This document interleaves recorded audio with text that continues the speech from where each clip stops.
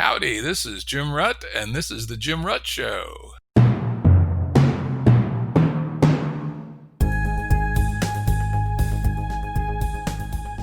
Listeners have asked us to provide pointers to some of the resources we talk about on the show.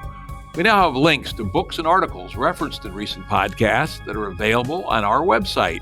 We also offer full transcripts. Go to jimruttshow.com. That's jimruttshow.com. Today's guest is James Lindsay, mathematician, free thinker, skeptic, Southerner, author, and independent thinker. Hi, Jim. Great to be here. Yeah, great to have you on. I've been a follower of your tweet stream for quite a while, at Conceptual James on Twitter, one of the more interesting tweet streams out there. And I heard about your new book. I reached out to you. I'm glad you agreed to come on the show. James has published several books, often with co-authors, including How to Have Impossible Conversations, which I read, which is a very good book. And another one, Everybody is Wrong About God, which I didn't know he had written until I did my research for this podcast. And I'm going to read it soon. James is also perhaps best known, other than for his books, as having participated with Peter Boghossian and Helen Pluckrose. I love that name, Pluckrose. What a wonderful name. In a number of parody scholarly articles, basically sending up postmodernist rhetoric, several of which were accepted for publication, including one that maintained, and I love this, that the penis should be seen not as an anatomical organ, but as a social construct isomorphic to performative toxic masculinity. Hilarious, the kind of horseshit that you can get published out there. You guys must have had some fun with that project. Oh, Lord, did we ever. The laughter. Oh, I was even reading through one of our papers again this morning, just briefly, and I was like, I can't believe the stuff we wrote and that they accepted. Just so stupid. It's so funny, some of it. So yeah, that was, I mean, it was hard. It was really difficult to learn that stuff kind of in real time. You know, none of us have a real background in any of that crap. And so we had to learn that stuff in real time and face the reality of what it says, which is depressing when you start to realize these people actually mean it. It's one thing to make it as jokes. It's another thing when you realize that the people doing this really mean it. And then, of course, we tried to make them funny. So there was a lot of laughing. I mean, I remember getting on the phone and talking either with Peter or with Helen to try to come up with ideas and just laughing ourselves kind of sick with stuff we might try to write about. It was a good time. As you say, both humorous and depressing at the same time. Then I recall that you wrote 20 and like 7 got accepted for publication and another 7 or so were in process at the time you guys revealed the stunt. That's right. Yeah. So we wrote 20 in the span of about 10 months. So it worked out to a paper every 2 weeks, which is pretty quick. And 7 of them were accepted. 4 actually got published of those 7. One of them got an award for excellence in scholarship. And then, yeah, that's the one about dog humping. Oh, God, I love it. It's the best. It's the best. You guys deserve a meta award, right? A meta theory, meta backwards, up and down, reverse irony award for that stunt. I love it. We need like the anti-Pulitzer or something, because the Pulitzer put itself in the toilet, so we don't want one of those anymore. Yeah, I guess I saw, in fact, somebody referred to it as so-called squared. Basically, Alan Sokol did something similar back in the 90s, though not with quite the radical humor that this particular stunt had. So well done, gentlemen and lady, Alan. Well, thank you. I guess you're not supposed to say lady anymore, but fuck that, right? That's right. I'll say what I goddamn well please. They can go kiss my ass. Today, we're mostly going to talk about James's new book, co-authored with Helen Pluckrose, titled Cynical Theories, How Activist Scholarship Made Everything About Race, Gender, and Identity, and Why This Harms Everybody, in which the authors carefully and in great detail explore the history of postmodernism and how it has morphed into a series of theories that underlie a lot of what we see today in the public sphere. It'll be out at the end of next month, at least according to Amazon. Is that still about right? Late August? It's complicated. It's mostly right. It got delayed because of the pandemic. It was supposed to come out in May and then June, and then that's August 25th they've stuck it with. But they've also said that when they start getting enough copies from the printers, the distribution will probably just kind of start. So the official date is the 25th of August, but it may start trickling out a few weeks early. with the first, however many thousand copies they get their hands on. Cool. And as always, we'll have a link to the Amazon page on the episode page, which you can find at jimruttshow.com. Interesting to note, even though it's not out yet, it's already an Amazon bestseller. And after reading it, I can see why. This book will be an indispensable reference for people who want to deconstruct the deconstructionists. It's extremely carefully written, well-researched, has very good footnotes that take you to back up for pretty much everything they say. So if you want to become a anti-POMO warrior, read this fucking book, people. I'm telling you, it's well worth it. Obviously, I got a pre-publication copy from James. I actually did read the whole book cover to cover and give it a major thumbs up. Thanks, man. I actually read it again the other day, and I was like, wow, this is a whole lot more fair than I was kind of afraid we were taking some swings toward the fences, but it's like, wow, this is really fair. Yeah, I was surprised, frankly, based on some of the shit you say on your tweet stream, right? That you were just going to skewer the motherfuckers unrelentlessly, but you were actually very fair. No, the goal was actually to give it a very scholarly treatment and to explain it to people in a very fair and clear way. Twitter's the arena, but books and publications are another matter. You got to be more serious. Twitter is good for screwing around. Plus, I took the gloves off on Twitter, and they started setting cities on fire and saying that that's okay because whiteness is property. And I was like, okay, gloves off. But we wrote the book before they started setting cities on fire, so the gloves were still on a little bit when we wrote it.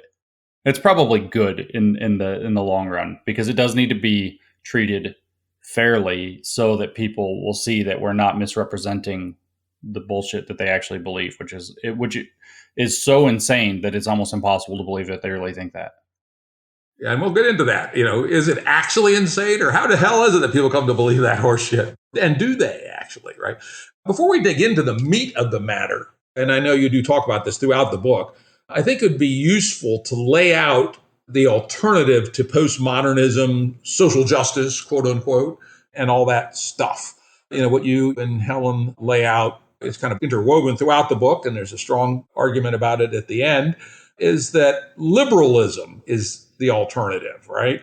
Philosophical liberalism, and this is from your introduction. Philosophical liberalism is opposed to authoritarian movements of all types, be they left-wing, right-wing, secular, or theocratic. Why don't you talk a little bit about that alternative? Because, it is true. We still do have issues that need to be resolved. There really is still racism. There really still is anti-gay bigotry. Women have not reached full operational equality in the world, though in the West we're getting closer. But there's another way to get there rather than this homo horse shit. So maybe you could talk just a little bit about the fact that you're not saying we shouldn't fight for increased social justice uncapitalized, but the way to do it is through liberalism. Yeah, that's right. Our argument is ultimately about methods. We care, if we have to use big words, we care about the approach with regard to epistemology and ethics. And we try to make the sustained case that the liberal approach in the philosophical sense, which is the same philosophy that wrote the Declaration of Independence and the Constitution of the US, for example, that approach is the best we have for doing epistemology and ethics correctly. So social justice is an ideal. And a lot of people don't understand this because the frickin' movement that's so ascendant right now doesn't want anybody to know it or doesn't want anybody to remember it. Social justice is something that has been of interest to most societies throughout all of history, except maybe totalitarian ones. It's certainly something that has been part of the, say, American experiment from the beginning. And then that's also imported through most of all of the rest of the advanced democracies of the world. And so social justice as an ideal just means a fairer, more just society. And then the question becomes, how do you try to achieve it? And what we wanted to try to show people is that there are lots of ways. There are lots of approaches. There are religious ideas about social justice. You can go back to Walter Rauschenbusch. We don't mention that in the book specifically, but you can go back to Walter Rauschenbusch at the turn of the 20th century. And he was trying to push the social gospel from a Baptist perspective. So there are religious approaches. The term social justice was invented by a Jesuit priest, as a matter of fact. So there are religious approaches. There are liberal approaches, obviously, that we argue for, but there are also communist approaches. There are socialist approaches. There are materialist approaches. There are lots and lots and lots of different approaches. Even some conservative approaches can be seen as trying to establish a more fair society. So there are lots of approaches. So what we want to try to do is take away the illusion that the current movement calling itself social justice is the only way to go about it. It uses a very specific method, which is critical theory infused with postmodern epistemology and ethics. And so we say no to that. We say, let's look at other ideas. So the liberal method for us is superior, as we make in the case in the last chapter, because it works, because it's not what it's accused of being. It's not actually even necessarily as much a political philosophy as people think it is. It is, in fact, a method of resolving conflicts between people in societies. So if you look at capitalism, what you have is people with property rights. Once those are enshrined, that's a liberal philosophy position, is that people have property rights. Once people have property rights, liberalism says, well, you can do with your own property what you want, and you can work it out, and you can trade pieces of your property for other pieces of other people's property. And capitalism becomes the liberal market approach or economic approach. And then you can look at it in politics. Well, you get your vote, everybody else gets their vote. So we're going to now use a democratic way to authenticate who our leaders are. We're not going to rely on the divine right of kings anymore. We're not going to rely on who the warlord was that was able to knock everybody down and they become the leader. That's not how we do. We're going to ask the public and let the public decide. And democracy becomes the liberal approach to resolving political conflict. If it's all written in the Constitution, if you want to redress the government for your grievances, you can petition, you can peacefully protest, you can always peacefully assemble. These are core amendments and core foundational principles of a liberal democracy that works. And then when it comes to understanding ideas, say if you and I have a different idea, and we wanted to say, well, you say I'm right, and you say that you're right, and I say that I'm right, and so we both believe that we're right. We have to have a means of settling that conflict, and liberalism offers a means. It says, let's go ask the world, or let's see who can give the better, more reasoned argument if we can't get the evidence. It doesn't say whose feelings are hurt. It doesn't care. Then that's why it's so difficult for people to accept, because sometimes the truth hurts and sometimes life isn't fair and it can be very difficult to accept. But the liberal approach to making sense of the world is, of course, that we can still be aware of the idea that there are realities of hurting people or things being unfair that we don't want to see, and liberal ethics uphold that. But at the same time, we say, look, we're going to look at the evidence, and the evidence can include that hurt feelings are bad.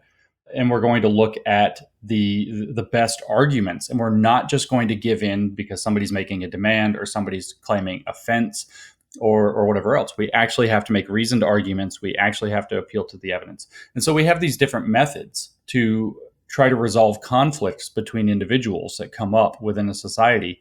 And our case is that if we want a more fair, more just, socially just society, we need liberalism to keep making the gains that it's made for the past several centuries, rather than saying, oh, wow, we're actually achieving real progress now, so let's abandon the thing that got us there, which is what the current movement is asking us to do. It wants to throw away liberalism and use its own radical approach, which is, we don't get into it deeply in the book, but is actually known as liberationism or liberation philosophy, which comes out of the Frankfurt School of Critical Theory, which is neo-Marxism, if you must know.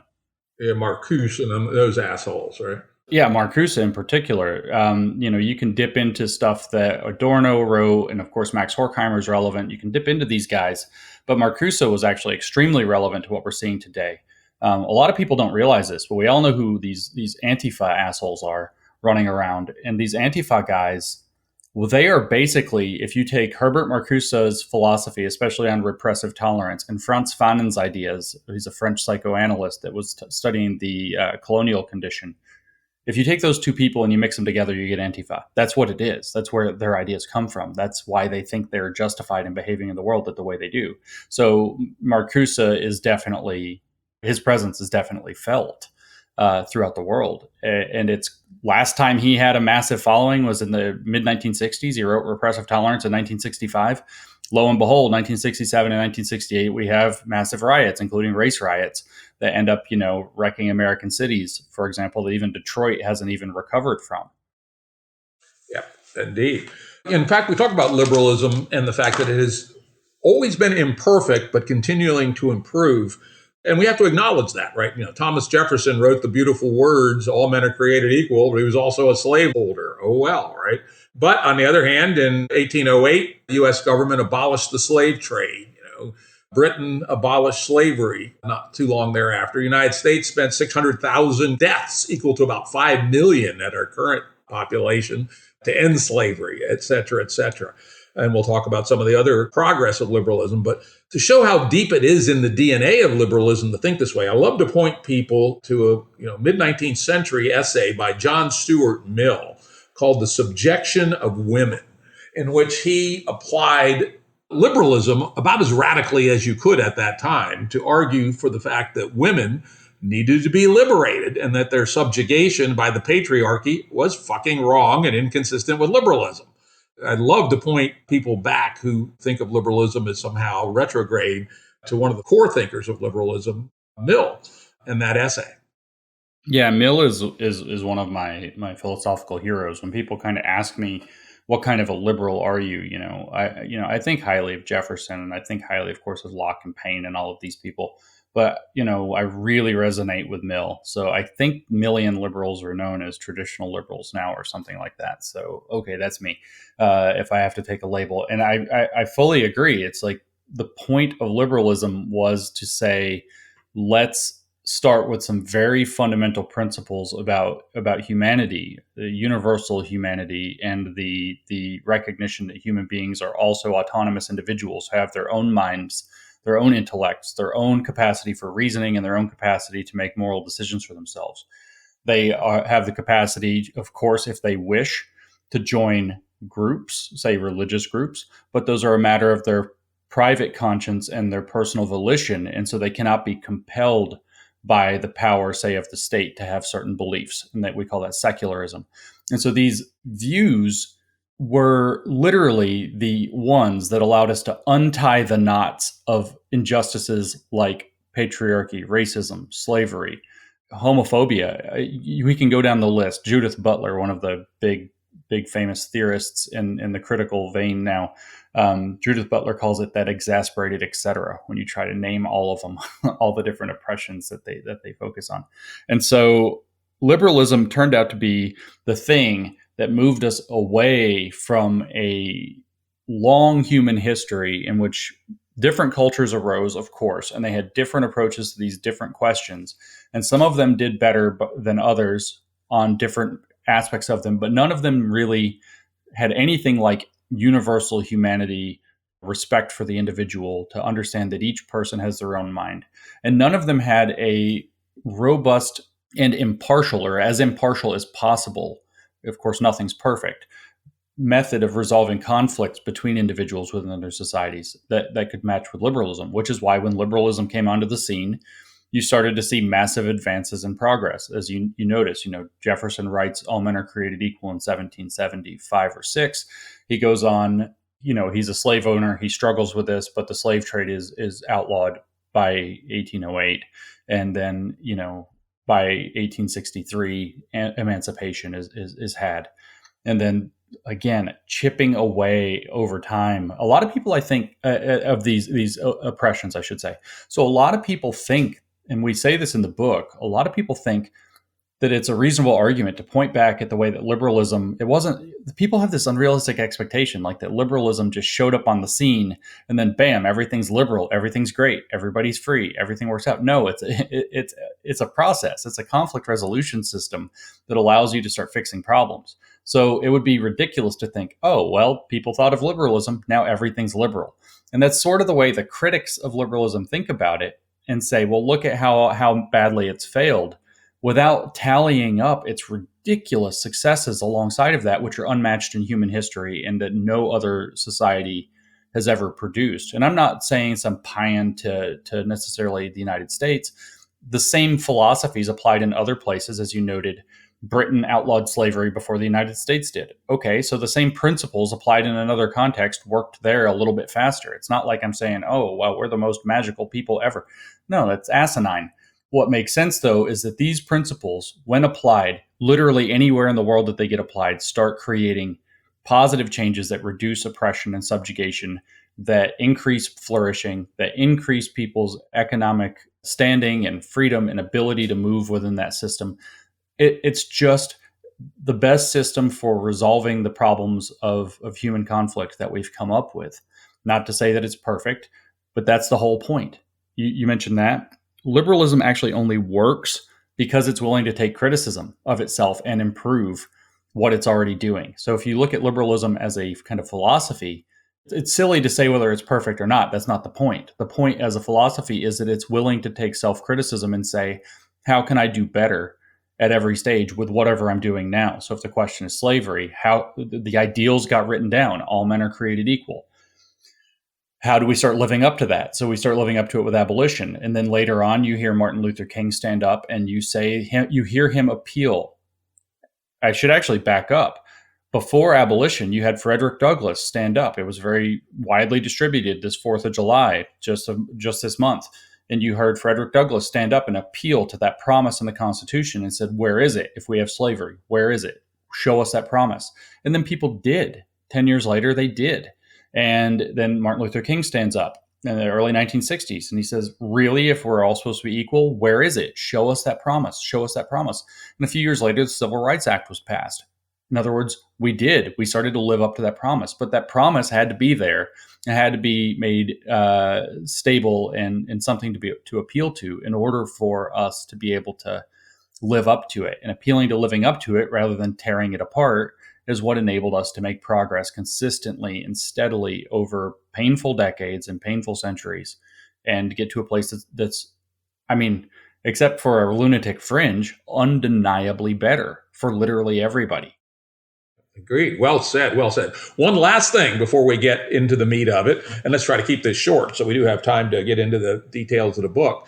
If we think about fighting against illiberalism as one of the core calls of humanity, I would say so, at least. Look at the 20th century, the three big cusps of the 20th century, World War I, World War II, and the Cold War, while they also had obviously some big power politics and self-interest, et cetera, could be broadly construed as being liberalism versus illiberalism, right? And in our current world, we have illiberalism of both the right and the left. You know, I'd argue that a piece of shit like Donald Trump is at least a wannabe illiberal, but fortunately so incompetent and so driven by his all-galaxy narcissism, he isn't very good at it. We have other illiberals, maybe more effective, maybe not. Some of the white supremacists, some of the wacko thinking like neo-reactionary, dark enlightenment, etc. Why did you choose to focus on left illiberalism in this book rather than illiberalism more generally? Well, it's a big problem and a big question, and you're absolutely right that it's a both sides problem. But in the scope of a book, you do have to have something to focus upon. And you should probably focus on that which you're genuinely expert in and that you've studied. So we were genuinely expert in this particular aspect of illiberalism, the left version that's coming forth in the so-called woke or social justice movement. And so we had to talk about our expertise and the thesis that we wanted to. The thesis is actually quite narrow of the book. The thesis is that postmodernism infected this particular radical leftist line of thought and made it something very difficult to argue against. And this is how that happened. So, we had to pick a focus, and we wrote to that focus. Also, our feeling is, as we explained in, I think, the introduction to the book, but it may be in the last chapter, we feel like the left has abandoned its principle of liberalism, whereas conservatism has always kind of dithered about its commitment to liberalism. And so we feel, as denizens of the left also being relevant, but we feel that the left, in the sense that it has abandoned what it should have been standing for, has committed a sin that needs to be addressed. And in fact, I would insist that while it's all complicated and it's reciprocal and everything else, that the stuff from the left is driving a great deal of the reactionary side from the right. And that if the left cleans its house up and sanity prevails on the broad left, with, of course, everybody having their lunatic fringe, that a lot of the tensions of the culture war are likely to calm down. So we set our sights on the left because we're there, because we know it better, because we need a specific focus, and because while Donald Trump, for example, is an enormous irritant, and I think that the right wing has been doing a bunch of bullshit for 40 plus years now, that's its own threat to liberalism. The outburst of behavior from the left is a genuine threat that's driving the problem as it exists in the world today. Also, they've stolen our academies, and as academics, we're pretty pissed about that. All right, you open up the book with talking a fair amount about the history of postmodernism. Now, frankly, I think that it's very interesting to read, but I don't want to go into copious detail on it here. But for our audience, give enough of the history of postmodernism to go forward. And then we'll talk a little bit about your 2 principles and 4 themes. Okay, great. Yeah. So postmodernism is a movement that actually kind of arose in art and literature in maybe the 1940s. And it started to question, I guess the best way to think about it is it started to question the rigid structure and rules that would construct art if you wanted to get into the proper history of it. So you could see people doing experimental nonsense like taking a book and then taking every noun that they come across in the book and replacing it with the next noun in the dictionary, and then trying to extract meaning out of whatever results. This is a postmodern art project on literature, for example. Or you would see people with music saying, oh, well, you're supposed to do this kind of a thing with this musical scales, so we're going to invert that. So you'd often see people, this is key to the idea, inserting arbitrary rules that would be normally considered out of bounds, specifically to point out the fact that rules are arbitrary. And so that's sort of the ethos of postmodern thought that led it to challenge boundaries and challenge expectations. So then in the 1960s, or really in the 1950s into the 1960s, you had this spate of French philosophers who were very caught up in structuralism as a way of understanding the world, which has been since discredited. That's the idea, essentially, that language and the way we use language structures how we think and therefore structures all of society. It doesn't quite work that way, but they got very invested in studying the way that language and power are interrelated with one another. And they became very interested in seeing the way that culture is produced through uses of language, representation, imagery, power, and again, started to want to show that the rules are A, arbitrary, and B, that they actually contain the seeds of structural oppressions that appear in society. So you had big thinkers like Jacques Derrida, the famous post-structural linguist, and you had Michel Foucault, who claimed he was something like a historian, but what he really did was archaeologies, as he called them, and genealogies, where he tore up history to show how thought had kind of big regimes of truth, he called them, or epistemes. And these things dictated how people would think, and then look how wrong they were, and look how terrible all of these things led to, in practice. And so the conclusion of these guys would be, well, how could we possibly think that we're right now? And how could we possibly think that our words have genuine meaning, that anybody can understand, that the author can have intent?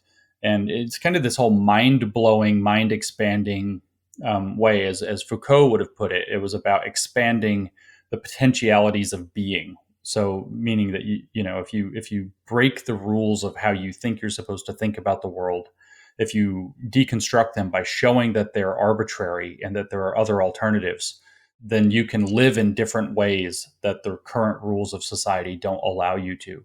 Which, if you're gay or into rough sex, like Foucault was, there's some credit to be given to that claim. But if you're talking about, the potentialities of being limited by gravity, it's not so much. But they, to kind of wrap up, used all of this thinking, this dissatisfaction with how the world was going. And we can talk about that historically too, because it's actually interesting in a moment. But they used it to forward the most important idea that they have, is that all knowledge, all claims to truth are ultimately the result of political processes, and therefore are actually means of forwarding power politics and not means of trying to describe what's real in the world whatsoever. Mm-hmm. Interesting. Yeah. I will confess, until recently, I had not paid too much attention to postmodernism, mostly for that reason, especially its denigration of science. I go, what the fuck, assholes, right? If you can't see that science is a fundamentally different way of knowing than anything that came before it, and is qualitatively different, then whatever it is you're thinking is obviously horseshit, right? And so this theory that there is no objective knowledge, there is no objective truth, while it's funny, I sympathize with it at one level, because even my beloved science, those of us who've dug into the sociology of science know that it goes down wrong roads. It does various things that it shouldn't, but it has a built-in intersubjective and interobjective mechanism for reconverging to what is correct. And it seems that these clowns miss that somehow. I don't know how. That's actually a really good summary of it. And I can tell you how. It's that there's a couple of reasons. If we can get into the psychological side, which is I think that they legitimately were just jealous of the prestige and power of science. And they used that jealousy to do, as Foucault called them, archaeologies and genealogies, where they nitpicked it like, oh, look, here's a failure. Oh, look, here's a failure. So where you say that you can sympathize and you can see where the sociology of science has done this wrong, and it's got that wrong. They cherry pick that part, and then they skip the part where it reconverges entirely, because that's not useful to complaining about the thing that they're jealous of and angry at. The more theoretically grounded reason that they express in their writing is that they believe that, well, they look at that sociology of science and they say, well, obviously this is a social process that decides which methods are valid and which methods are not, which truths are valid, which truths are not. Since that's a social process, and you can see what a dirty social process it's been, especially historically, it must be just dirty power politics that decided which methods. And so Foucault's point, to be specific, was that whether or not a claim about objective truth is actually true doesn't matter. He didn't say that it's not. He said that it doesn't matter if it is or not, because it ignores the more relevant point that the politics of how we decided it are what we need to put our focus on. And so they had this very nihilistic, despairing kind of perspective where they're, sort of woe is me. And everything must be politics, because I think, honestly, because their politics weren't working out. These were Marxists who were staring upon the failures of Marxism throughout the world. They were staring at the failures of communism to affect good things. They're looking at the deaths, the genocides, the reactionary pushbacks that led to fascism, and they're just seeing that the communist revolutions weren't working. They did have a soft spot in their heart for Mao. They were big fans of Mao occasionally, and sometimes they would change their mind and not be, being in the 1950s and getting into the 1960s. Their buddy Pol Pot was hanging out with them there in the Sorbonne, and that's sort of like the culture that they had happening. And he went back to Cambodia. That went real well. Fuckheads. And so, yeah, they had this whole view that truth and falsity don't matter, because the politics of determining what's true and false are the really interesting thing. And of course, when you start looking at it and you start feeding that kind of crap to activists and people who frankly don't have the chops to do science, because it's hard to do science, you give them a tool that's just like, the best thing ever if they want to start chopping down at the field that's taken seriously, where their fields are not taken as seriously. Contextually, the humanities had been losing a lot of ground in terms of being like real academia as science really rose to prominence. And through the logical positivism movement, you can think back to the 1950s and all of those TV shows, so we will change the world with science. And they had that very, voice we would associate with just being, promotional crap now. And so they were in that milieu reacting against that, thinking, well, what about this nonsense we do? Why are we not important?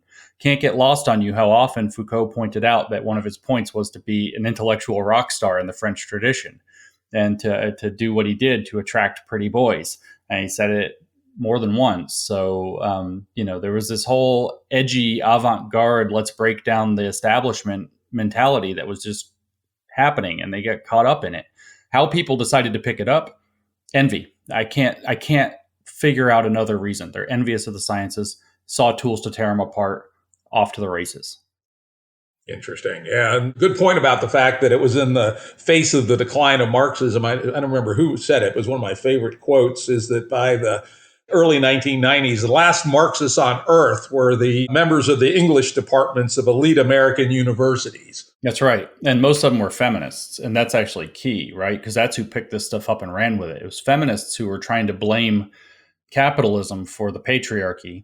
We're talking feminists in like the 1970s and so on. They're just saying, oh, these kind of very Marxist feminists were starting to pick up these postmodern ideas because many of their attempts to deconstruct gender and even to poke at biological sex were just getting railroaded by biology. They just, they're out of touch with reality. Social constructivism is a thing, but it only goes so far, and they want it to go 100%, and that doesn't work. And so they started to pick this stuff up, and it started to get more and more radical with what they were trying to attempt. And science wasn't having it. You started to have people coming up in the 70s and 80s with stuff like strong objectivity. That was Sandra Harding in the 1980s. She was trying to say that we need a feminist empiricism that brings a womanly perspective into science because it's always been excluded. And it's just, when you start doing that, science becomes your enemy, and you need a tool to deconstruct its, as they would say, its hegemony. And there's postmodernism laying there. One truth is as good as any other, and every truth is political. And if it's been excluded, that means it's problematic and it needs to be interrogated. Perfect fit for these radical feminists who then imported this idea that they really should have left on the cutting room floor of French philosophy, because the French didn't take this stuff up. The French were like, what is this crap? No. Yeah, interesting. Yeah, and I think you just hit on it in passing, but I'm going to call it out because it's so important. You say, yeah, it has something of merit to it, but they go too far, 100%. Language I like to use is both and, right? It is true that the sociology of science is important. It is true that the decisions we make and the institutional mechanisms we put in place for the allocation of dollars to different research disciplines, how careers are had in science, what are the barriers to the access to scientific careers, are all important questions. But the inner core of the scientific engine, to my mind, is really sound. Yes, we can improve a little bit the engine, but there's a big difference to the control mechanisms around science and the inner engine of tentative, step-by-step, based on falsifiability of theories, backed up by data and or experiment, etc., that is unchallenged to my mind. I've seen no challenge that makes any sense. While the issues of sociology of science, and indeed the power relationships and politics around what science chooses to study, and particularly how money flows, are indeed important. So what we really need to do is keep both in our minds, not go to this nihilistic, crazed view that it's all power, because it's not. That's right. Yeah, both the critical theory tradition and the postmodern tradition have ways to confuse people about this. And of course, the feminists would have been aware, following Marcuse in particular, of the critical theory tradition. Much of the Marxist thought of the time, which feminism had taken up a lot of, was infused with that. And so it would say, well, you have to look at what's hegemonic and what people are creating the hegemony, what ideologies are they pushing. And so then they would do these same kind of archaeological or genealogical digs and say, hey, look, well, the people who used to explore the Arctic and find out information about the Arctic, these geographers had to be manly, tough men. And we really did make decisions, in the late 19th century about truth about the Arctic based on how studly the person was and how many polar bears they could kill or some stupid thing, before anybody had any idea of how to make scientific determinations about the world. And then they just import that forward and say, well, that must have set up a hegemony that's kept women out all along, because, on some level it was used as a justification, and on other levels it was one we were chipping away at. But if you only look at the dark side of it, you get mad. And with the postmodern thought, the idea is that, following, for example, either Foucault or Derrida, there's two different constructions that get you there, that both get you there. The idea is that the discourse is constructed around a thing. So the scientific enterprise are constructed by the people who create them, and that their political biases are what create how those discourses work, and thus the power dynamics within that sociology. So they would say, from a postmodern perspective, that if there is some problem in the sociology of science, say sexism or whatever, that it must come from the science itself, because the discourses of the science are what are structuring that sociology, because of that French structuralism stuff. And so the point of postmodernism, being post-structuralist, is to tear down those power dynamics. They look at the power dynamic in the sociology, they say it must be coming from all of the relevant discourses that inform that sociology. Therefore, you have to start tearing those apart, deconstructing them to get rid of the power. So they think that the way people talk about the actual science, it's a confusion, makes the sociology of that relevant science a problem, which is why you see people like in computers saying, well, we can't use, phrases like master slave or whatever. You can't blacklist and whitelist things because that language gives a subtle thing that makes people uncomfortable of different races or sexes or genders or sexualities or whatever. So we have to be very careful with our language because the language is going to structure how the sociology is. And that sociology is therefore becomes kind of the e-meter that lets you figure out if the discourses themselves are poisoned. It's a very stupid way to think. It's really it's insulting too. It's yeah, insulting. That's I say because it assumes everybody's a fucking bunch of pussies, right? with false consciousness. Yeah. Fuck all that shit, right? And we'll get to that later, especially when we talk about critical race theory. But, I believe that this whole approach has done a huge disservice for the so-called marginal folks, right? This isn't how you solve the problem, becoming neurotic and seeing boogeyman every fucking where. But let's wrap up the history part a little bit by doing a relatively brief review of your 2 principles and your 4 themes. And then let's move on. Right. So we kind of condensed all of that history into identifying 2 core principles of postmodern thought. The first is that knowledge is socially constructed, generally in service of power. And the second goes into that power aspect more specifically and says that dominant groups within society have had the ability to construct knowledge and therefore their own power. And so there's an ethical imperative to take apart powerful discourses. So we called the first of those that there's no access to objective truth and knowledge is just socially constructed, the postmodern knowledge principle. And we called the second one that there's a political power valence to the whole project that needs to be unmade, the postmodern political principle. So those 2 core principles kind of define what postmodern thought is. And we wanted to narrow it down to that so we could see in future generations of thought that those principles are still consistently showing up. We identify 4 core themes of postmodern thought and application. And those, if I can name them all in one go, those are the blurring of boundaries. So trying to take any categories that you might be able to think of, whether it's man and woman, whether it's knowledge and storytelling, and blur the boundaries between them so that everything kind of becomes the same thing. Second one is the almighty power of language, or an exaggerated focus on the power of language. We just described that, the belief that words almost work like magic spells to structure the sociology of a thing. A third one would be cultural relativism, which would be both in terms of morals, so ethical relativism, moral relativism, as you'd hear, you can't judge one culture. There's ethics from the position of another culture, which it imported from some of the early moves in anthropology. And then also epistemological relativism, that you can't judge one knowledge system from within another knowledge system. So as they phrase it, though, ways of knowing, one way of knowing, like science, can't bear upon the validity of another way of knowing, like witchcraft, because they're relative and they're products of their distinct cultures. And so the one can't speak to the other. And then the fourth is the dissolution. So we talked earlier about liberalism. It's the dissolution of the belief in a universal humanity and the dissolution of the belief in the autonomous individual. People are products of their social groups and wholly products of their social groups. And so it comes down to defining how those social groups are defined. With the original postmodernists, it would have been particular time and place and culture. So, France 1960 would have been maybe a thing, or France in the late medieval period would have been a thing. And this over time has evolved to where your cultural groups have now been wedged into identity categories, though the original postmodernists wouldn't have thought that way. But the point was that you're not an individual. You're a French person in the medieval period. And that's how you think. Like there's this consciousness that goes with being in which culture at what time you happen to be.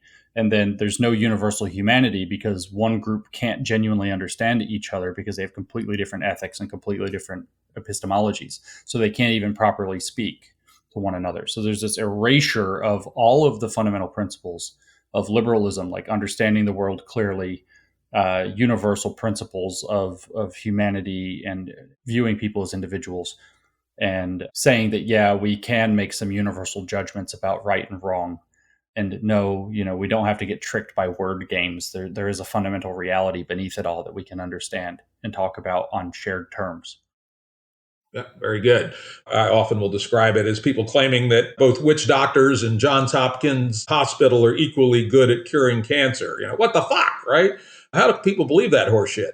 But as you say in the book, eventually, kind of the internal contradictions of this abstract French theory driven postmodernism started to wind down. People eventually said, all right, maybe it's intellectually cute and curious to probe, but it doesn't really lead anywhere useful. And then you talk about what you called the postmodernism's applied turn, where it was reformed in various ways and simplified, I would say, in some ways, and then move forward. So let's move quickly here to the postmodernism's applied turn. Yeah, so that really happened. I mean, if you want to throw earmarks on it, you could say that postmodernism was 1970 and the applied turn was 1990. A lot happened in the mid and late 1980s. And what happened ultimately was that the remnants of the radical activists from the 60s and 70s, these Marcusean activists, the critical theorists, liberation, black power, radical feminists, they had lost a lot of their clout and they had lost a lot of their ability to argue because people just kind of got tired with the whole power dynamic thing all the time. And they found postmodern tools. And so you had a couple of thinkers prominently in the late 1980s or mid 1980s who started to figure out, well, if we say that you can't deconstruct the experience of oppression, but if you start using postmodern tools to deconstruct power, now we have a very actionable understanding of both postmodern theory and critical theory that we can put into application. And they explicitly did that. They combined that very radical critical approach with postmodern tools by setting aside the idea of universal deconstruction and saying, no, the experience of oppression is real and only somebody with privilege could possibly deconstruct it. So let's simplify postmodernism down to deconstructing those powers that create oppression, and we take oppression off the table. So now you can't deconstruct race because race is a site of oppression. And so now you start to see this identity politics very explicitly becoming the cultural groups that are relevant to the postmodern principles and themes. That's kind of the world we're kind of living in now, right? This applied postmodernist epoch, or at least this disease that seems to be rampant in the world. So let's now move on to where you start to dig into the first of these applied postmodernist theories, which is post-colonial theory. And early in that chapter, you make a very key distinction, which frankly, I was not aware of. So it was a good education for me too, which is the identity politics, when looked at deeply from theory, is actually deeply cynical. It appears, and you can correct me if I'm wrong about this, that the post-colonialists and critical race theory people don't actually believe in identity essentialism. You discovered that they used a term called strategic essentialism, which strikes me as a very cynical way to have proceeded. Could you perhaps, either correct me and or expand on this concept of strategic essentialism as one of the base concepts of applied postmodernism? Sure. Yeah. I mean, there's a little bit to correct and a little bit to say that you've got correct already and expand upon. So the idea of strategic essentialism, I mean, it's a useful concept. It's a useful tool to fight against power that's basically controlling you. And so it means to adopt the negative stereotypes about yourself that some powerful group is applying to you, and to do so in a self-aware, which means slightly ironic way, to use it as a weapon of resistance to that power. So you could imagine, for example, we could flash back to the 1950s and you have the, stereotypical 1950s white boss talking however about how he thinks black people are stupid and lazy or whatever, and then he tells his black employee to go do whatever job, go sweep the floor, or whatever, and then the black person responds, well, I don't know, boss, I'm too stupid and lazy. And so that would be an example of using strategic essentialism to fight power. And I think there's some legitimacy to it because it calls people out on applying unjust stereotypes. Like everything, it can go too far. So the idea really got defined by a post-colonial theorist named Gayatri Spivak in the mid-1980s. And Spivak was an upper caste Indian woman who decided to start writing about how horrendous colonialism was, and really took a lot. I mean, she cites Foucault on nearly every page of her work. Also draws very heavily on Derrida, and Derrida is more relevant for this strategic essentialism, because the idea is, oh well, there's binary hierarchies of power in everything that we encounter in life. And so what strategic essentialism is that we're going to now preserve those hierarchies, but we're going to reverse the power. So we're going to flip it backwards. That's the way that Spivak characterized the idea and took it further. And so now, for example, if you say, well, there's a power dynamic between men and women, that men are dominant over women, she would say, well, we're going to preserve that hierarchy, that men and women are different, but we're going to reverse the power. So now it's girl power. Now women are the ones that are to have power. Women domination is great. And you can do this with whatever set of identity factors or whatever that you want to do. So it became this site upon which they had to do two things. And the cynical part that you're pointing at is that they wanted to preserve the existing hierarchy, where if we compare that to liberalism, the point is to chip away at the meaningfulness of that hierarchy. They want to preserve the hierarchy, and then they want to try to reverse the direction of power in it. And this actually, in some sense, is why, as many people have noticed, and pardon my frustration with it, but the kind of social justice activists get literally fucking everything backwards. And it's because they're preserving the hierarchies and reversing the power. But the problem is that the hierarchy itself is the issue, and you can't just arbitrarily reverse every bit of power and create, the change that you want. So with the post-colonial theorists, what they do is they said, well, that the West used to say, we're great and you're barbarous, we're smart and you're stupid, we're scientific and you're superstitious. The West is better than the East. And so the West constructs itself as superior and the East is inferior. And this could be extended to the global South as well. And then liberalism said, hey, maybe we should think of people as people wherever they live and try to work from there. And this apparently was intolerable to these radical activists who wanted to strategically essentialize. And they said, no, let's reconstruct it that the East is the poor oppressed entity by the West, and that the West is actually evil colonizers. But let's establish that the West did use science and it is the property of the West. And let's get this backwards completely. So we can say, oh, they use their science to destroy Africa, which, if anybody has any sense in their freaking head, if you want to get like working wells and you want to get a city up and operating, you've got to use science. So you're not helping freaking Africa by saying it's white stuff to do science. But that's where it comes from. Preserve the hierarchy and flip the power, which is strategic essentialism, thanks to Gayatri Spivak.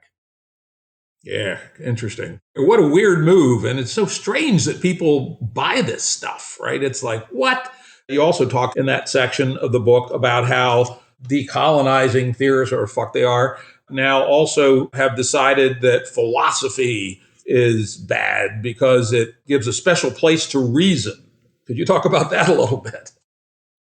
Yeah, the idea is that they genuinely believe that everything is a property of the culture that invented it. And so when you say that the Enlightenment took place in the European context, for whatever set of historical contingencies that led to that fact of history, when you say the Enlightenment took place in the elevation of reason, the development of scientific reasoning all happened in the European context, mostly by white people, mostly by men, because of the other historical contingencies around those decisions.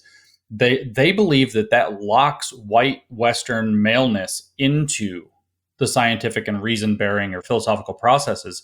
And therefore, those are the property of white Western men, and they're not the property of, say, Black Africans or indigenous people in South America or whatever else. And therefore those are properties that are tied to a specific culture. And it's so hard to even freaking explain this. It's so stupid. And so for, say, people to go to Africa or to South America or to anywhere in the world that doesn't have science and try to teach them science is literally a colonial act of trying to change their culture to value white and Western things, rather than just trying to teach them very effective methods to understand the world. Coming to Africa to teach them to rely on reason, if that's what it was, would be seen as an act of colonial aggression that tries to erase African cultures that have always thought differently. It's, in some sense, in that way, very fucking conservative, because it's like, no, leave the noble savages alone. Don't change anything about them, even if it would be to their benefit. You can't change that, because that's as they say, colonialism. It's so mental that it's almost impossible to talk about without kind of just getting pissed off. I understand that exactly. And of course, what I love about it is how ignorant some of the assumptions are, even, that reason is white, right? Anyone who knows anything about the history of Greek philosophy knows that it is believed, with some reason, that the antecedents of Greek philosophy, where reason was finally defined, at least in such a way that it came into the Western tradition, actually came from Egypt, right? At least so it appears. And so it's actually an Egyptian invention that was refined and written down essentially by the Greeks. And further, for a long time, it was essentially the property of the Greeks and then to a lesser degree the Romans. But there are lots of white people that had never had any exposure to this kind of thinking, right? The Britons, the Celts, the Vikings, they never heard of any of this horse shit until much later, 1000 AD perhaps, that Aristotelian philosophy slowly start to penetrate Europe. So came from Egypt. It was processed by the Greeks. It was refined a bit by the Romans, though not very much. Then was carried forth in a kind of flattened form by scholastic Catholicism and only gradually expanded around into allegedly the white realm. So, and then it expanded to the rest of the world. And why did it expand to the rest of the world? Well, those who listen to my show know that I have one word which I use as my razor for ideas, and that is, are they useful, right? And as it turned out, reason is useful. That's correct. And so to understand how off the track, because what you just described is absolutely correct. And to understand how off the track the thought process here in the whether we're going to call it social justice or post-colonial in this case, but it's all of the theories, how off the track it is. It doesn't care. All it cares about is who was able to apply it in the service of what they call systemic power. And that systemic power applies only in the current system, which is post-Enlightenment progress. I guess the modern world, actually, that which follows the late medieval period going forward. So that's the only context. And they say, well, who had these ideas and who was able to apply systemic power with them? White people in a Eurocentric context, mostly men. Therefore, these ideas are the province of white Western men, and to use them and pushes white Western culture onto everybody else because, again, following Foucault with his truth regimes, that established a truth regime that was supposed to be fitting for the European context in the early and mid modern periods. And then they decided that they were going to try to force it upon the rest of the world, which was other cultures that couldn't have been despoiled by such terrible things as useful reason and applicable science. It's not even just a stupid way to think and just a terribly narrow way to think.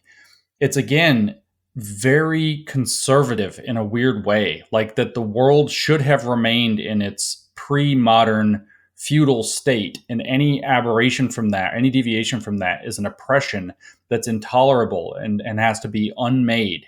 That's genuinely their thought process, because they're obsessed with the systemic power that getting right answers to questions about the world provided Europeans, primarily white European men. Yeah, it's fucking horseshit. A good friend of mine is CTO of a company that's providing solar electricity to remote villages in Africa. And I can tell you from listening to him that the libido for having electricity in remote villages in Africa is huge, right? These people don't feel oppressed by having electricity for the first time, and then satellite internet and being connected to the world, being able to look something up on Google Scholar. That's hugely empowering to them. And who the fuck these people are. Here's another one of my thoughts a little bit about neo-colonialism, colonialism theory, whatever the hell it is. The Brits. England was the great colonizing power, right? Everybody likes to criticize the English. But hey, what happened to the English, right? They had the Britons way back yonder who were attacked and almost exterminated by the Celts, who were invaded by the Romans when the Romans started to collapse and withdraw in 400 AD.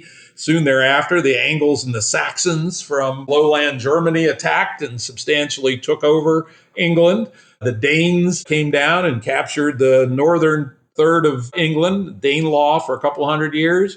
Then the Normans came in and imposed a truly hideous occupation and built a whole new aristocracy that suppressed the shit out of the English. And so the history of England has been wave after wave after wave of colonization, suppression, domination, etc. And yet they seem to come out all right out of it. It took me a long time to figure out how these people think. It really took me a long time to figure out this mystery. And the answer is that all of that stuff doesn't matter because systemic power in the modern era hadn't been invented yet. They really think that. They only care, like, the world, the beginning of time for them. And sometimes I see shit they post on Instagram, these kind of memes and shit they post. Really, they say words like since the beginning of time, white people have had all the power in the world. So they literally think that the beginning of time was the Enlightenment and the beginnings of the scientific revolution and the development of philosophy. So anything that happened before that might have been like colonization, but it wasn't real colonization because it wasn't systemic. And they actually think this way because the only thing they give a shit about is the prevailing social order. And for them, that is the entire world. Nothing else has any meaning. So they would take things like that and twist them around and have a weird explanation for them if challenged. Like, for example, with the Greeks, well, if the Greeks developed reason and they got it from the Egyptians and then white people had it, white people must have stolen it. That would be the way that they would look at that, rather than in any perspicacious view of how things actually happen throughout history and how cultures actually interact. They can't, therefore, understand that the norms of human history have been colonization, empire building, destroying your neighbors, enslaving whoever you could get a hold of, raping their women. These have been the norms of human history, and it's only been in this modern era that they hate and see as having systemic power as a result of actually having something like, I guess, systemic power through the power of reason and science and better ethics and questioning ourselves and setting up rule of law. It's only that we've been through that we've been able to get away from those horrors of history. But they would say, nope, systemic power wasn't there. When the Mongols conquered basically everything, they didn't have systemic power. They only had regular power. So it doesn't count. It's not the same thing. But what the Europeans did starting in the late 16th century or 15th century was systemic, and that makes it completely different, and that makes it intolerable. That's genuinely, you couldn't possibly have a more narrow, idiotic, and conservative view of history. And I don't mean conservative like, conservatives would be proud to think of, but in the terms of kind of the worst ramifications of what conservatism can mean. You couldn't have a worse one than this woke thing that calls itself progressive. Yeah, let's jump into a topic I have later in my topic list, but this is actually a good time to introduce it. The way this social justice capitalized, which is a term of art you define in the book, approaches the world is essentially hermetically sealed. It's a series of theories and arguments ungrounded with either facts or data. And in fact, as we just discussed here, they actively ignore and repress the application of historical analysis beyond their own little world, empirical facts, data of any sort. And it kind of reminds me of like medieval Catholicism, where, to doubt in any way or to bring evidence in any way is actually sinful. And to my mind, that strikes me as the most dangerous and the most absurd thing about this phenomenon. It is. It's a renewal of, you could actually, if we wanted to do the whole game that, the academic lingo game, we could call this neo-medievalism. It is an attempt to return to medievalism and out of modernity. So it's an attempt to reverse the course of the last 500 years. And it is hermetically sealed in the sense that because it thinks in terms only of these cultural knowledges, that any criticism that comes at it must be coming from a place that doesn't properly understand it. And so it can dismiss any criticism. Now it just simply calls it by names like racist or whatever. It's the application of power about race or the application of power about sex. And that those are baked into that white Western hegemonic culture of knowing and being and thinking in the world. And so what people really need to take home from this is that, we capitalize the S and the J for social justice. This is a different way of thinking entirely. It is a completely different worldview. And this is the core part. It has a completely different epistemology, in other words, relationship to knowledge, and has a completely different set of ethics. And those two principles we laid down in the book, the postmodern knowledge principle, explain their epistemology. It's no longer truth and falsity that matter. It is instead whether or not the idea is problematic and how it accords with somebody's lived experience, specifically of occupying an oppressed social position, where those have been defined by the hierarchy of the theory. And the postmodern political principle defines the ethics. Some cultures have been systemically oppressed, others have been unfairly advantaged, and we have to flip those over. That is, in essence, their epistemology and ethics. They have a completely different way of interacting with the world that's as foreign as if some, aliens that have never seen sexually reproducing species and don't have any idea of how anything works were to suddenly land, and they have a completely different ethical and completely different epistemological system. It's very difficult to understand that. Indeed. And once you do get your head around, I will tell you, this book helped me see it even more clearly than I did before. It's like, what the fuck, right? It's, both insane and dangerous at the same time. Before we leave post-colonial theory, let's talk about one of the most bizarre manifestations of it, which is what you called, I think they probably call it too, research justice.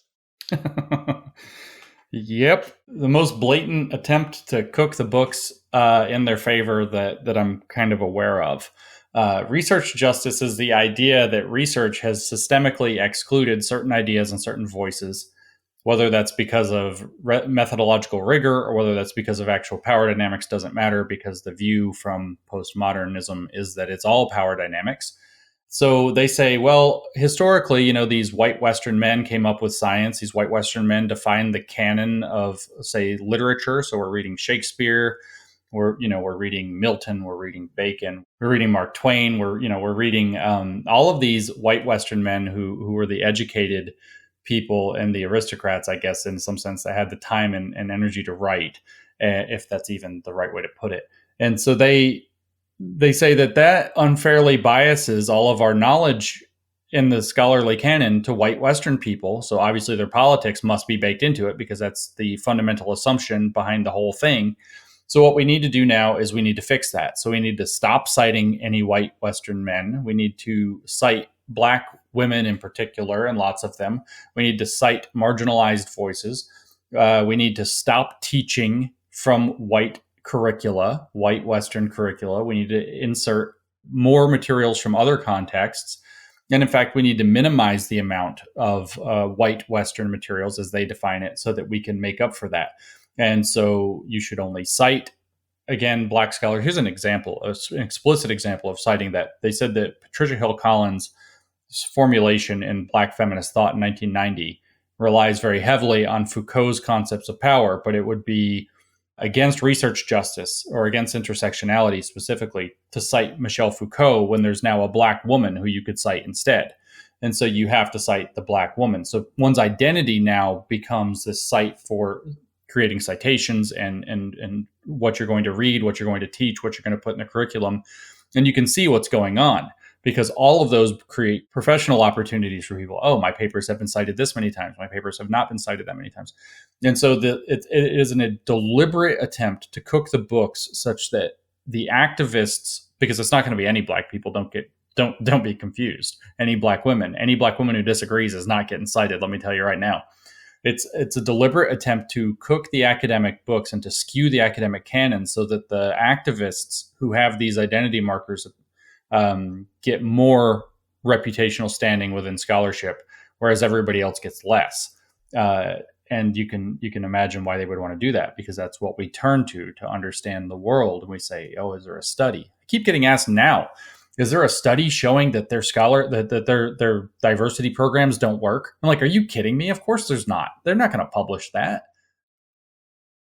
Yeah, it's very interesting. And on the other hand, as we know, the legacy effects of systemic racism, which is real, have, limited to a significant degree certain minority groups from participating in the game of science. And it's a good thing. And, I'm involved in some boards of advisors at academic institutions. And we spend a lot of time thinking about how to recruit underrepresented minorities. That's a good thing. But to stipulate it as a law, as a rule that you must only quote people, that's nuts, right? It's like, how the hell does anybody believe that? It's particularly bad in the sciences or in my own field of mathematics, where in math, it's the proof is the proof. That's it. That's the whole thing. If you have the proof, it doesn't matter who you are. It doesn't actually matter if a computer came up with it. If you have the proof, the thing is proved, and whoever proved it, and it doesn't matter. And that's the basis of, the getting, say, an academic paper in mathematics. In science, it's the same thing. It's do you have the result or don't you have the result? And to say that, well, now we have to start skewing this and citing by race or by gender starts to massively undermine that principle that it's whether or not you have the proof, it's whether or not you have the result. And it doesn't matter who got the proof, and because the proof is true independently of anybody, or that the result is correct independently of anybody. Undermining that belief and turning that belief into another side of politics undermines the ability to rely upon math and science to do things in the world. Is that corruption actually hit mathematics? How could that be? It's not hit research mathematics yet, though I started to see the calls for it. It has hit mathematics education hard, very hard. There are actual programs I hear from teachers all the time in my email, but there are actually programs that have been installed under the heading of ethno-mathematics under a broader curriculum of ethnic studies in, say, the city of Seattle. But also now I just was talking with somebody this morning that it's going to be all throughout, unless it gets stopped, it'll be all throughout the state of California, that there'll be the requirement to put a social justice focus in math education. And it says things like that the point is going to be to make math less individualistic and more collectivist. How do you determine what's a right answer in math, or more importantly, who gets to determine it? There was even an outcry on Twitter last week with a bunch of freaking math educators and professionals and even scholars trying to argue that 2 + 2 doesn't equal 4 because it subjects other possible values to exclusion. And I'm not exaggerating that. Like, what the fuck are you people doing? And the vector was pure postmodernism too. If you want to know, they said, well, if you look in base 3, that you would write 2 + 2 = 1, 1 in base 3. But 1, 1 in base 3, what we would read as 11, doesn't mean 10 + 1 or 11. It means 3 + 1. That's what base 3 means. And so it's like, it's literally, they tricked themselves with a fucking pun on 2 different ways to write the number 4. And they're like, that means there are other possible values. I wish I was making that shit up. I'm so fucking mad about that it's like I can't linger on it too long because I just start swearing at random. And it's like, I can't believe these are people with fucking master's degrees teaching mathematics and designing mathematics curricula that our states and cities are actually implementing. And then I get these messages like, I'm a junior high math teacher and I keep getting these directives. We have to put social justice into the core of our math education program. So yeah, math. And then I see these fucking mathematicians, and I'm not exaggerating this, and the notices of the AMS, the American Mathematical Society, writing stuff like exactly what I was just describing a moment ago. They're writing shit like, oh, well, if there's a problem in the community around mathematics, or if there's a problem in mathematics education, maybe we should be asking the question if the problem's actually coming from math itself and how we engage with math itself and what we consider to be objectivity in math. And then there's all these articles out there now about we need to get away from the presumed objectivity of mathematics. So it's not in like research math now, but it's coming, and it will, because it poisons fucking everything. If they're questioning 2 + 2 = 4 with master's degrees, like, I don't even know where you go from there. That's a pretty good one. If you could send me the link to that tweet, I'd love to follow up on that at a later date. I'm going to interject this here. Again, it's later in my list, but we're getting short on time. And I think this is a hugely important topic, and I'm really interested in your thoughts on this. How many of the people out there that are mouthing these things do you think actually have the disease versus those who feel compelled by the bureaucratic power held by the disease to pretend or act as if they believe it? So we have to separate the world into I mean, it's kind of like, I guess, a tautology. I was going to say into the people who are the scholars of this stuff and the real activists. So the ones who believe it, and I think that nearly all of them believe it.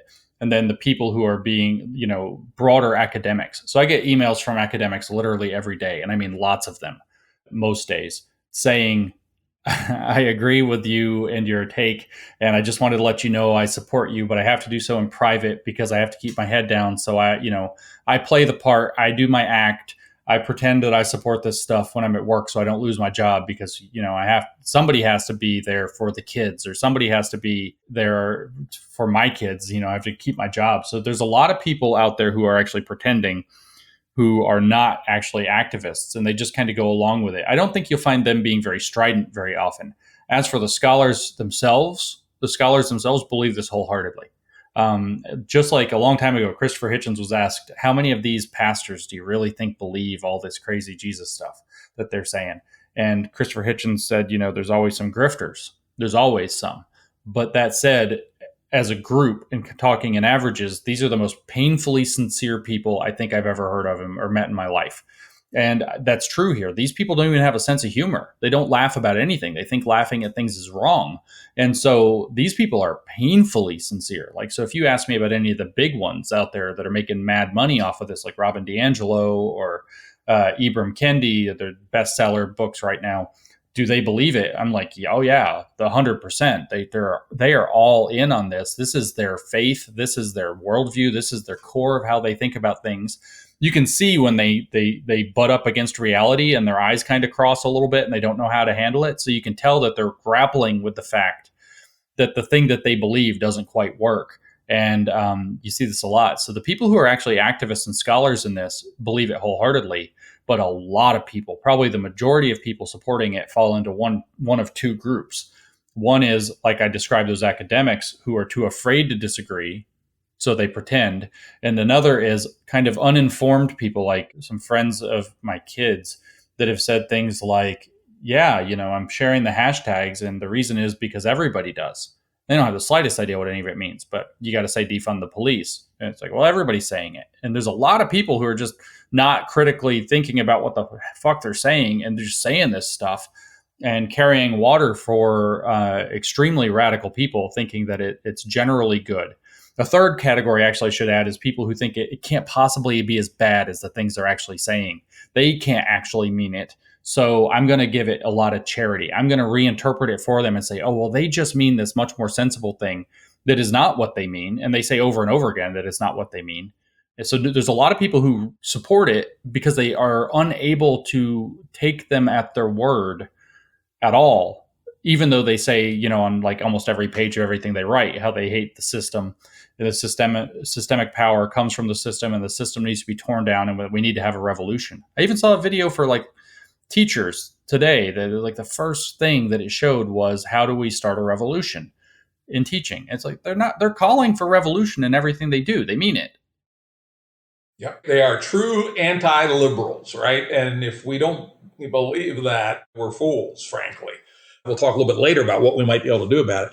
Let's move on to your next topic, but in the interest of time, let's try to hit it quickly.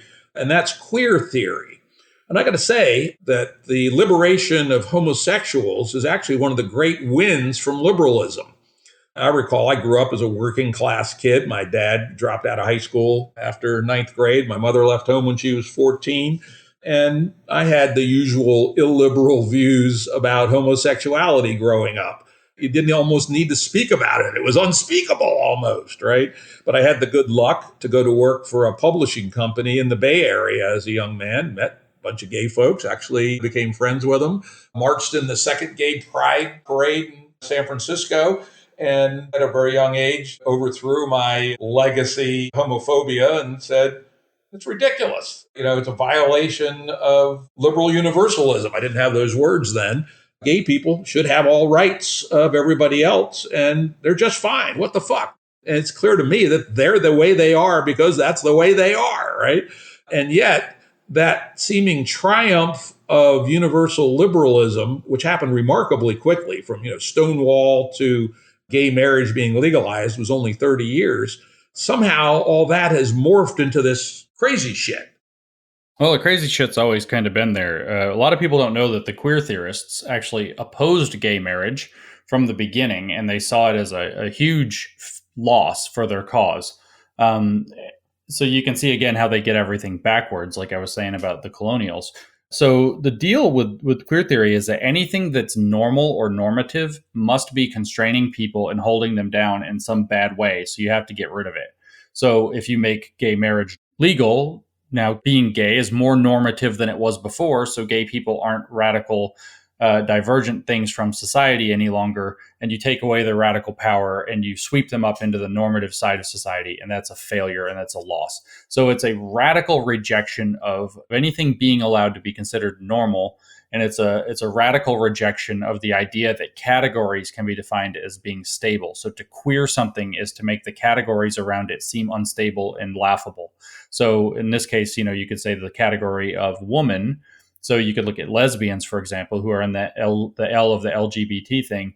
And you could say, well, lesbians are women who are attracted to women. So you have to have a stable category of woman for lesbian to make sense. And the queer people would say, no, that's not right. You can't have a stable category of woman. You have to break that all down. And it's just everybody is a person and everybody can do whatever they want. And so you can see it's like the thing you just said made it work. Oh, well, they are people who happen to be how they are, and that's fine. And so some people are gay, get over it. No big deal. It's ridiculous to think otherwise. Queer theory gets that backwards too, because that would make it normal and normative, and that's not okay. They have to make it, everything has to say queer and weird, or else it's not acceptable.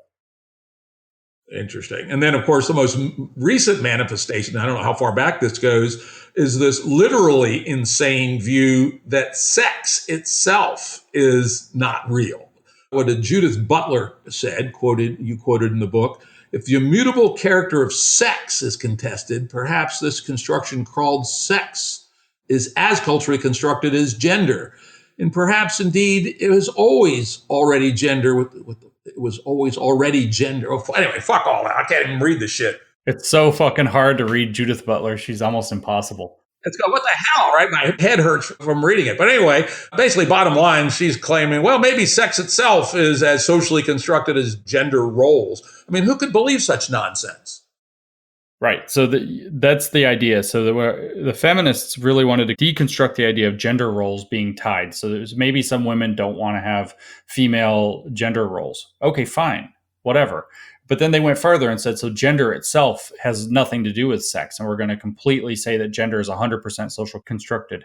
And that's already, you're like, something's getting a bit weird. And then these queer theorists, kind of starting with Judith Butler with that question we quoted, started to say, well, maybe if we really want to break down the idea of gender roles and we really want to break down the idea that gender has any concrete meaning, what we really need to do is break down the idea that sex has any meaning at all, other than the imposition, say, of some medical terminology that doctors put on people's birth certificates. And so, yeah, it's this move. It's like this progressive move from gender roles being socially constructed to gender itself being socially constructed to having to get more and more and more radical to break down any normative categories to say sex itself is socially constructed. And maybe that's how it really works. And you can you can picture your mind exploding like, wow, maybe that is. What a radical idea. Whoa. And meanwhile, the lesbians are over here like, what the fuck? We're women who like women. And, you're losing us here. And so, yeah, that's queer theory, man. That's queer theory. It's just make anything that's normal, like bust it up, make it weird. Yeah, that's weird. I mean, again, at one level, I sympathize a little bit with we need room for diversity of ways of being in the world.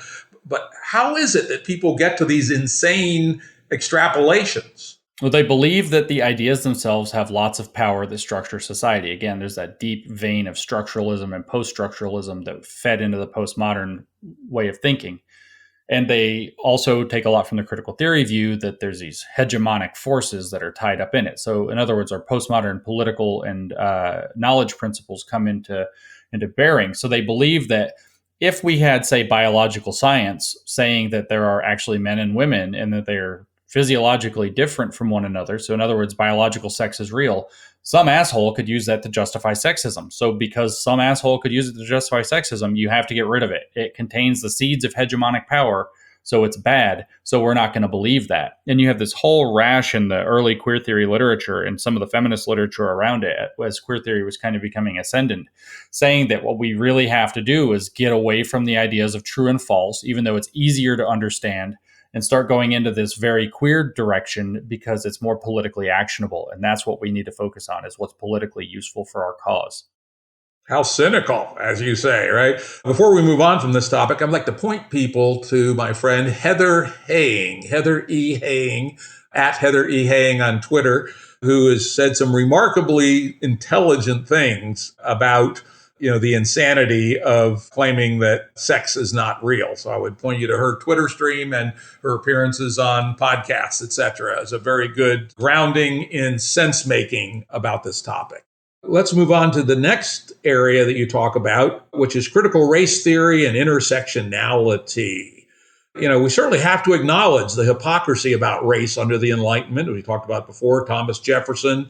People don't know this too much. Abraham Lincoln in the Lincoln-Douglas debates famously said that, the black man will never be the social equivalent of the white man, nor should he be, etc. There was a lot of retrograde beliefs and absurd biological explanations about racial differences and cultural differences, etc. But liberalism has been a ratchet to gradually bring ourselves into alignment with our Enlightenment beliefs. And the unjust treatment of racial minorities, especially in the American context, African Americans, was real and is still real to a degree, but vastly less so than it was before. Young people today don't remember. I actually remember seeing whites-only signs on water fountains in the early 60s in Virginia, less than an hour's drive from Washington, D.C. Tremendous strides have been made. And the liberalism was continuing at least to improve all this until this invention of identity politics and the backlash which has started to occur. I've been predicting since the 1990s that this ever-growing ratchet of identity politics would inevitably lead to the largest identity of all, European Americans, catching the disease as well and asserting themselves using the same rhetoric. And that's what we're seeing, I'm afraid. Yeah, we don't want that to happen more than it already is beginning to. And so really, this is something I consider to be a bit of an emergency, to try to take away, to make people understand where the critical race mindset on this comes from and take that away from them. So to kind of give a very short history, we trace this in the book of critical race theory. It began from the claim that in the late 16th century going forward, that these biological notions of race and this new definition of race came into the world specifically in order to do racism and slavery and colonialism. And this is true. It's just true. The way we thought of race kind of in that racist past you were just talking about did come into the picture at that point. And it was a social construction of race that was backed up by the authority of bogus early science and bad claims that were white supremacist in nature. And so the summary of that is that you can say that these people who wanted to do slavery and colonialism using whatever tools they had available to them at the time put a lot of social significance into racial categories. And that ratchet you're talking about with liberalism has been ratcheting it out. Click, click, click, click, one turn of the ratchet after another. Let's take social significance out of racial categories until we finally get to the point where we can say things like, this is a person who happens to be Black. This is a person who happens to be Hispanic. This is a person who happens to be Asian. And their identity is not the first thing anymore. So we're reducing the social significance in racial categories, which we generally would call color blindness. When Martin Luther King said that he wants to live in a world, he has a dream that his 4 little children will be judged not by the color of their skin, but by the contents of their characters. He's talking about removing the social significance from racial categories. And then all of a sudden you have these identity politicians who are, of course, active in parallel to King, the Black Power movement, Malcolm X, et cetera, that were pushing this kind of positive Black identity with a capital B, who wanted to keep the social significance in race and reverse the power dynamic, assert Black power and keep that there. And then in the 1990s, you have these people that picked up postmodern theory, specifically Kimberly Crenshaw, and she has in a paragraph in her most famous paper called Mapping the Margins that we have to take an identity first approach. There's something more powerful and more meaningful to the sentence, I am Black, than to the sentence, I am a person who happens to be Black, because that second sentence puts their universal humanity first rather than their identity, which is not useful for identity politics of the radical sort. She then finishes that paper by saying we're going to link that to postmodern theory to do deconstruction of the power that's oppressing Black people. So what you have then in the long arc is a history where racial categories were invented, social significance was put into them in order to do racist things. Liberalism ratcheted that out over a long and painful history. And then you have these idiot activists come along and say, you know what, let's put social significance back into racial categories and see what happens. That's how we're really going to get liberation. And here we are.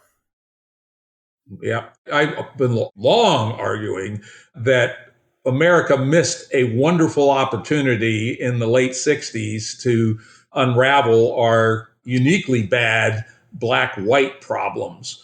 Martin Luther King actually was on the right track. He argued for essentially the gradual growing bourgeoisization of Black people, right? And in fact, people forget this. Remember the Moynihan report back in the late 60s, where he gave the famous report on the decline of the Black family and the risks that made for racial progress. And Daniel Moynihan, the liberal Democrat from New York, who happened to be working for Nixon at the time. And it's now considered racist, horrible, et cetera. But I went back and did some research on it. Roy Wilkins, Whitney Young, and Martin Luther King himself supported that report. That was at a time when out-of-wedlock births, which was really what Moynihan was focusing on amongst Black Americans, was 22%. Now it's 70%. And it seems to me that this Black power thing and Black authenticity thing, which happened right around that time, diverted what could have been a gradual melding of Black Americans into mainstream society away from bourgeoisization and towards God knows what. I'm not really 100% sure what the alternative really was, but was essentially a precursor to this critical race theory thing you're talking about. Yeah, it's a really unfortunate situation that, again, we kind of can dip back to that postmodern view, or again, we can look at it from the critical theory perspective of, cultural hegemony and oppressed groups versus oppressor groups. But within the postmodern conception that got infused into this line of thinking by Kimberly Crenshaw very specifically and some other Black feminists around the same time, you have this idea that each culture is its own kind of cultural island. It has its own knowledges, it has its own approaches to knowing things, it has its own ways of being, and those can't be questioned from the outside, and any attempt to change those is an imposition of power.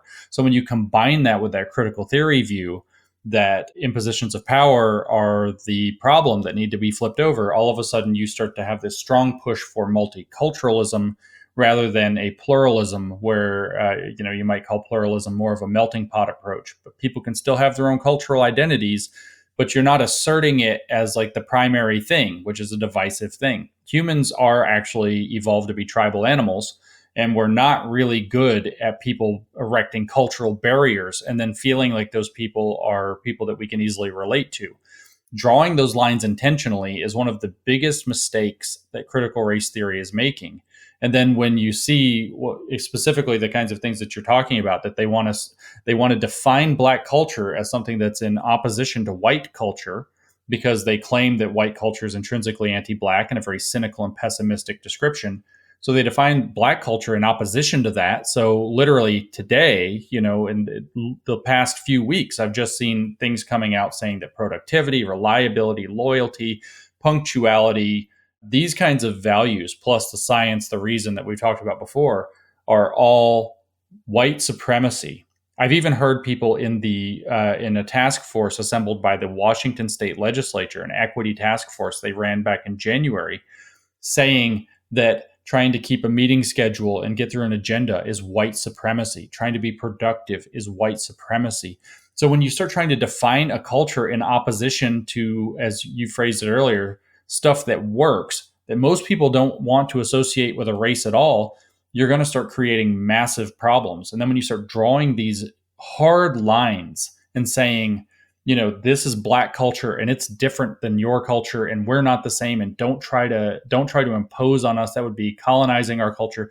You're just creating a recipe for disaster and failure. It's really like the exact wrong way to think about everything. It's so frustrating.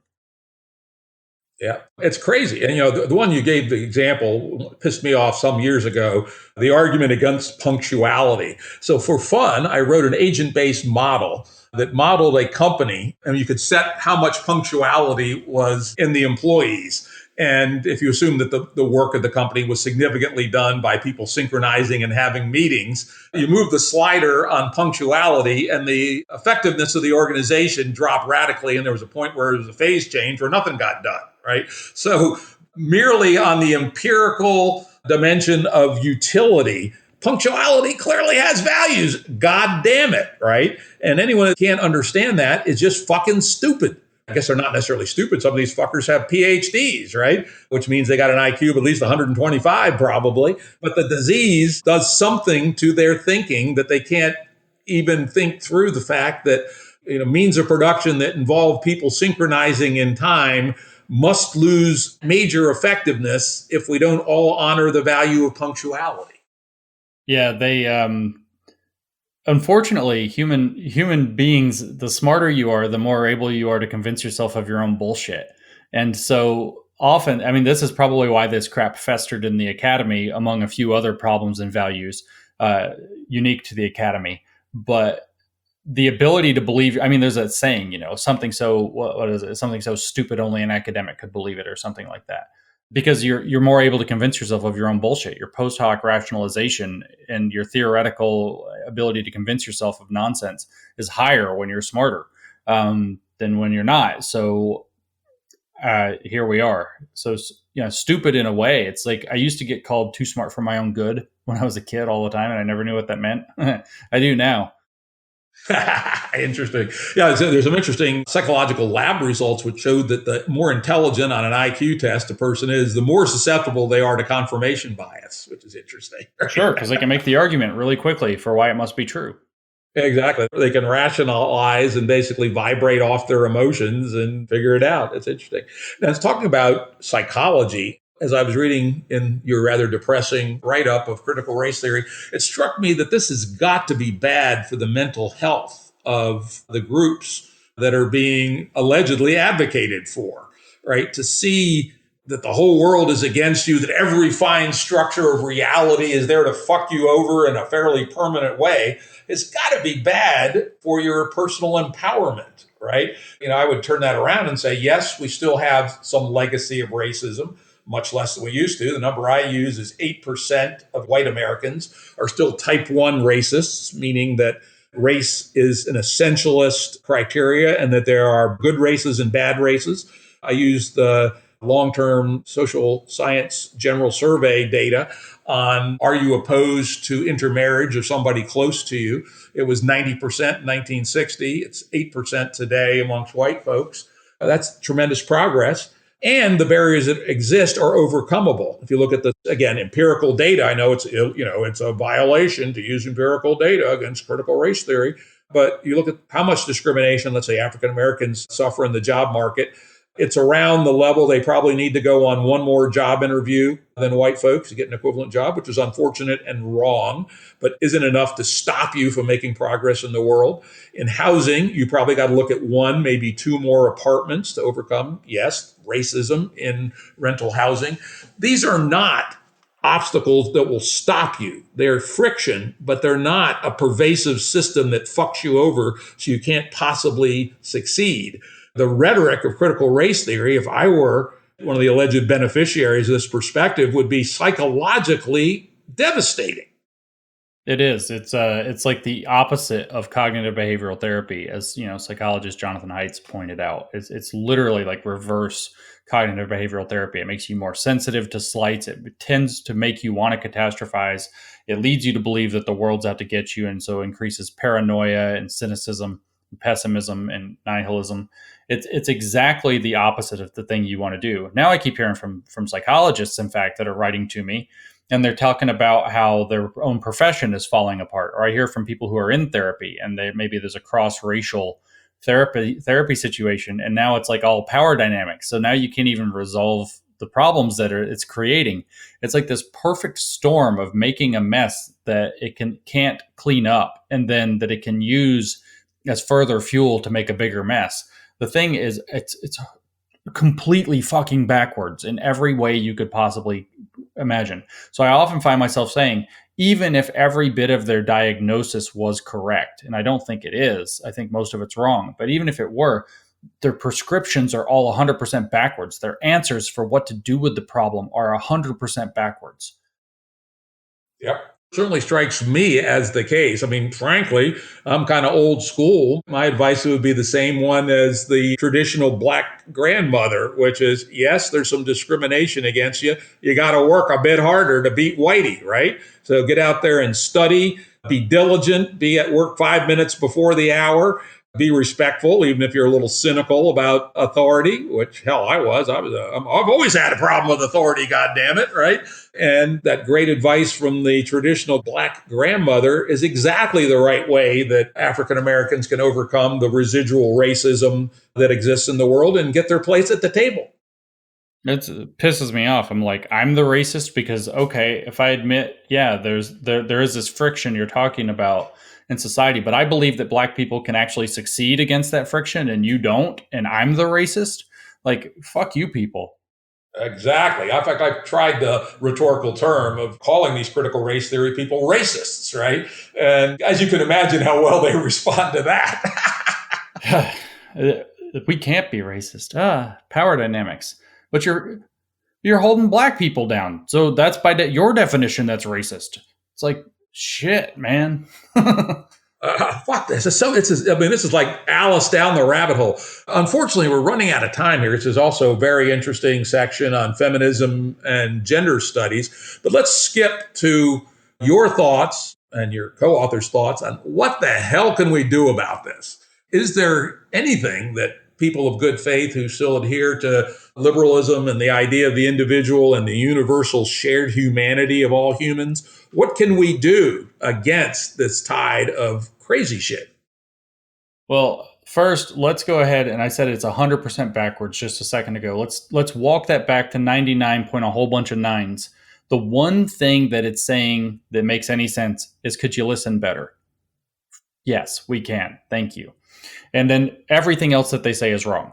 So we can listen better. And then what we actually have to do if we want to do something about this is a number of things. Number one, we can listen better. Number two, we have to actually start reminding people. Our schools have systematically not been teaching American civics for at least 2 decades. They just don't teach it.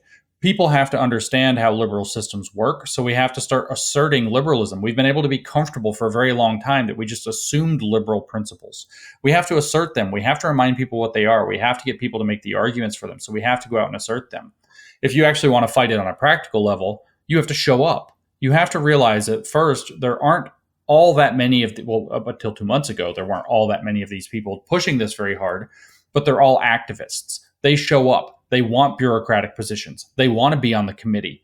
They don't have other important stuff going on, so they're going to make time to be on the committee, to be in the bureaucracy, to show up to every school board meeting.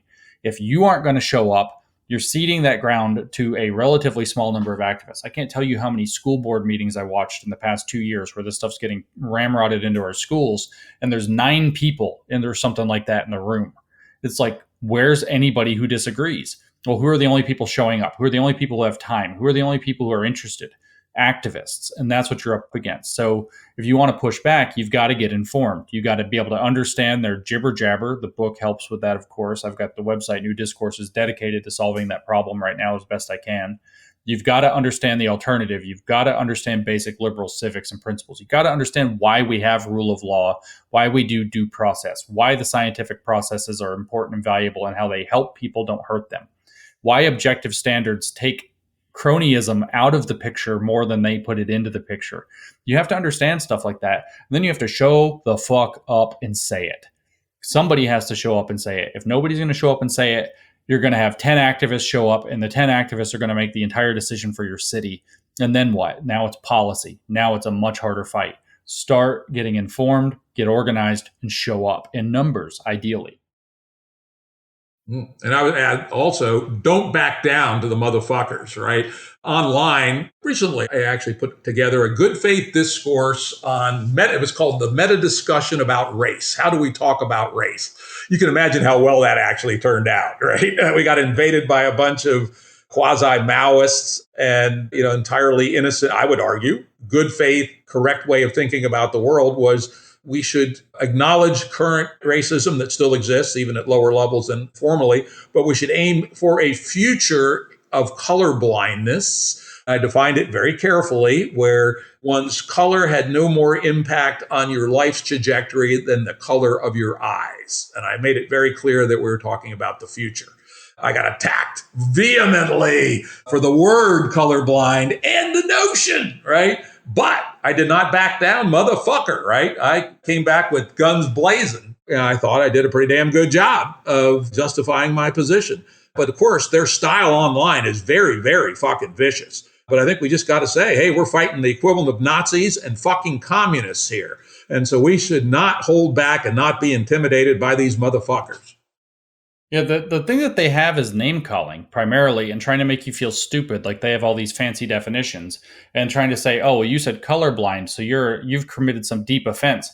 They're not telling you that they made up a new definition for colorblind that works for their purposes. Nobody in reality, except for, people who aren't thinking about it very much, believes that colorblind means I don't see race, so race is completely irrelevant and it has no impact in the world. That's what they try to get you to believe about colorblindness. No, what it means is what you said about it has no impact on the trajectory of your life, that you're not what it means is, in the formal language that I used earlier, is that you're not putting social significance into the racial category that has some determinant effect on somebody's abilities to have access to society. That's all it fucking means. They're playing a word game and using two meanings of the word at once to try to call you a name. Well, guess what? Once you learn that that's the game, you don't feel uncomfortable. They're like, that's racist to say that. And you're like, no, it wasn't. That's it. No, it wasn't. It wasn't, actually. And just stick to it. They have nothing else that they can say. The only problem is that they'll go after your fucking employer. And that's why when you said, is this like the equivalent of Nazis and communists? It's like, well, they're going after your employer because they can't bully you directly. So kinda, I hear every day from hundreds of people who tell me that they're afraid to speak up. And I try to tell people back, the moment when you realize you're afraid to speak up is the moment you have to start speaking up, because this doesn't get better. It gets worse. That's the moment you start speaking up, is the moment you realize you're too afraid to want to speak up. Grow a backbone, stand up to these people. And this is the message really of a last chapter of our book. You have the moral high ground if you're a liberal. You have the epistemological high ground because you believe in science and you believe anybody can benefit from science. You are in the position of the so-called right side of history if you want to steal their fucking language from them. And they aren't, because they don't know what they're talking about, and their ethics are all kinds of backwards. They have what Paul Bloom would describe as, misused empathy. Their empathy is bent out of shape and causing them to do things that are no longer, they're not even empathetic anymore. They're cruel. They've left the path of wisdom, as you might say, from you Gandalf or whatever. So it's like, and somebody who breaks a thing to see how it works has left the path of wisdom. They've left the fucking path of wisdom. You have the moral, you have the epistemological high ground to stand up to these people. And it's time you started acting like it. All right. Well, we're going to end it right there. This has been a remarkably wonderful conversation, James. Yeah, thanks, Jim.